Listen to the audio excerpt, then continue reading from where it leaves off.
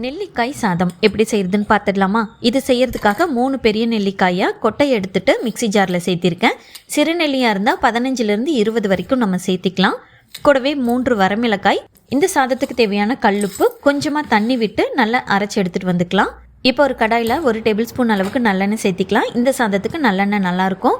1/2 teaspoon கடுகு பொரிஞ்சது, 1 teaspoon கடலைப்பருப்பு, 1 teaspoon உளுத்தம் பருப்பு.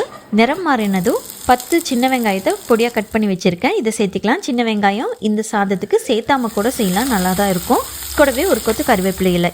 வெங்காயம் பொன்னிறமாக வதங்கினதும் நம்ம அரைச்சி வச்சிருக்கிற நெல்லிக்காய் விழுதை இது கூட சேர்த்தி 2லேருந்து 3 நிமிஷம் நல்லா வதக்கி எடுத்துக்கலாம். நெல்லிக்காயில் இருக்கிற பச்சை வாசம் போய் நல்லா சுருங்கி வந்துடும். அதுக்கப்புறமா வேக வச்ச சாதம் 2லேருந்து 3 கப் வரைக்கும் நான் சேர்த்திருக்கேன். சேர்த்திட்டு நல்லா கலக்கி விட்டு எடுத்தோன்னா அட்டகாசமான நெல்லிக்காய் சாப்பாடு ரெடி ஆயிரும். இதுக்கு சைட் டிஷ்ஷாக நான் வத்தல் பொரிச்சு வச்சுருக்கேன். கண்டிப்பாக நீங்கள் ஒரு டைம் இதை ட்ரை பண்ணி பார்த்துட்டு எப்படி இருக்குன்னு சொல்லி கமெண்ட் பண்ணுங்கள். டாடா, பை.